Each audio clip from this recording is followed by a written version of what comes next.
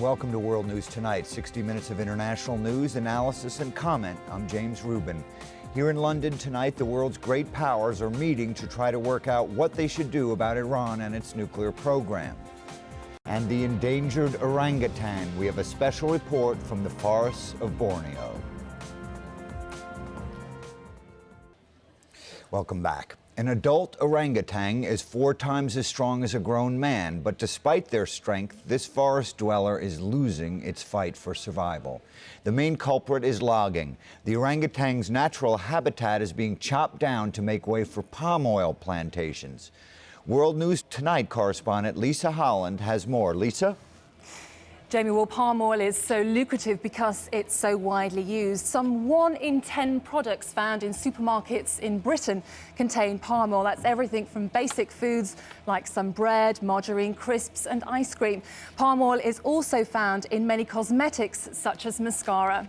Well, most palm oil comes from Southeast Asia, from the islands of Sumatra and Borneo, but this region is also the only place in the world where orangutans are found. Something, of course, has to give, and orangutans are disappearing from the wild at a rate of 5,000 a year. So what is the solution? Well, campaigners say they don't want a boycott of palm oil. They want it produced without destroying the orangutan's natural environment. Now, supermarkets like Asda and Sainsbury's are backing the idea of a symbol like this one, which tells shoppers that they're buying an environmentally friendly product. We have rare pictures which illustrate the diminishing world of the orangutan. It's what they're famous for, but incredibly these baby orangutans are having to learn how to swing through the trees, how to behave like apes. Lost and disorientated, all of them are orphans with no mother to teach them. They were picked up by rescue workers and brought to this sanctuary, a place which mimics their natural environment because the rainforests of Borneo and Sumatra are disappearing. It should be like this, apes roaming free in the rainforest. But when the forest goes, chopped down to make way for palm oil plantations, this is what happens.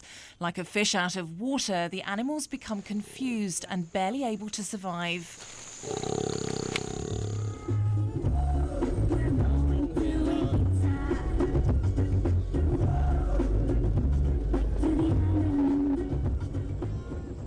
These rescue workers are picking up on average 1 orangutan a day, and with fewer than 60,000 left in the wild, all of them in Borneo or Sumatra, every animal they save is a major achievement.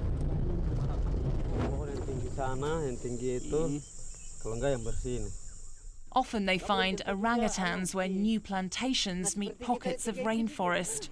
Their job is to transfer vulnerable animals back to the sanctuary, but sometimes it can take hours to reach them. Orangutan, besar. The team has just spotted an orangutan languishing in a tree. Melky, the technician, is about to deploy a stun gun using tranquilizers to make the orangutan safe to transport. Melky takes his shot. But it's not just confused animals the rescuers are helping. They also go in search of animals who've been attacked by migrant workers who've come to earn a living through palm oil, but have never seen creatures like this before.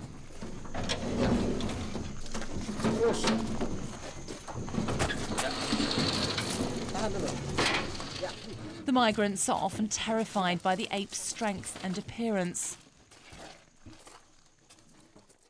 This orangutan was set on fire and burned to death.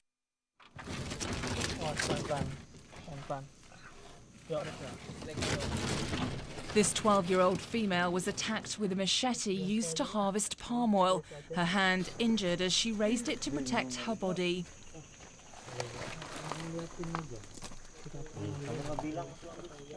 Along with humans, they're part of the great ape family.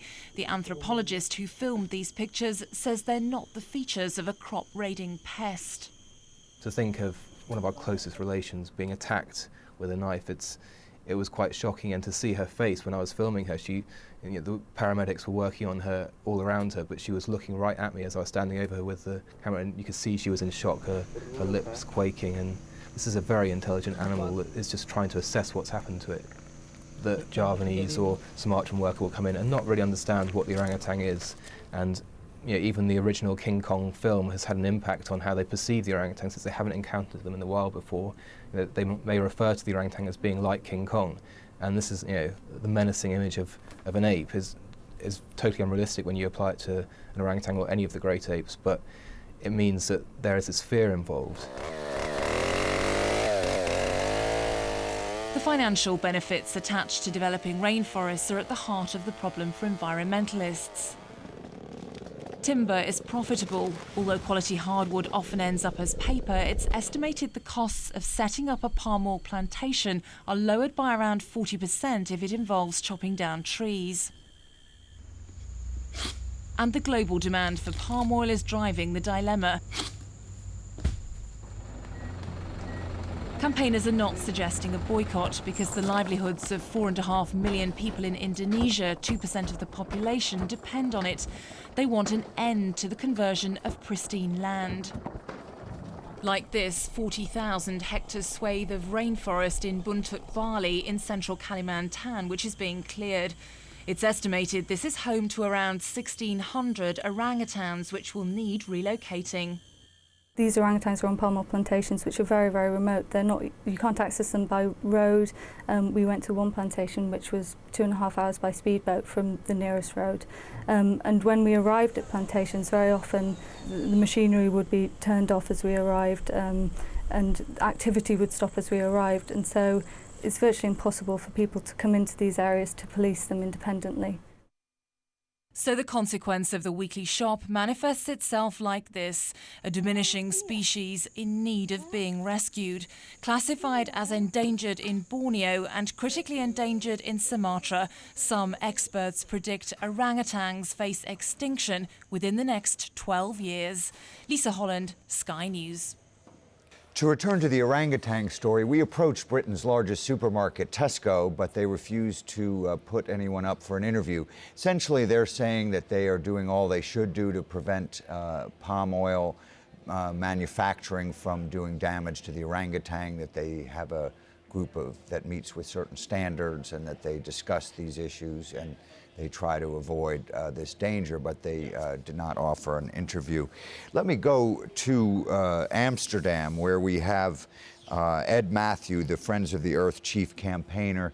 And let's go right to the issue. Tesco says that it's a member of a roundtable group and that they talk in this roundtable about ways to produce palm oil without the damage to the environment. And I'm sure they do talk about that, but have they committed to any firm policies through that roundtable that change the way they get palm oil? What Tesco, in fact, is saying is that they're not saying they're a member of the round table. In fact, they're saying they don't want to be a member of the round table on sustainable palm oil. They're saying they just want to talk to their suppliers about the palm oil issue and just require them to do something. So from our point of view, that's absolutely not enough. By not joining this global initiative to tackle the palm oil crisis, they're in fact exacerbating it and contributing to this massive environmental crisis and the impending extinction of creatures like the orangutan. Ian Redmond joins us here in London. Ian is the chief advisor on conservation on the UN. We just have a few seconds. We were interrupted by the press conference. How dangerous a situation is it for the orangutan? On a scale of 1 to 10, how bad? About 9.5, I would say. The orangutan is going to disappear at the current rate of decline.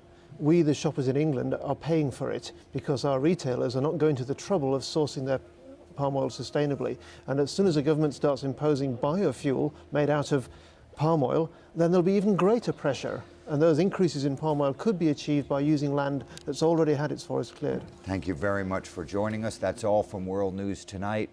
From all of us here, we'd like to say goodnight and remind you that the Secretary General of the UN has indicated that they are going to continue to provide aid to the interim government.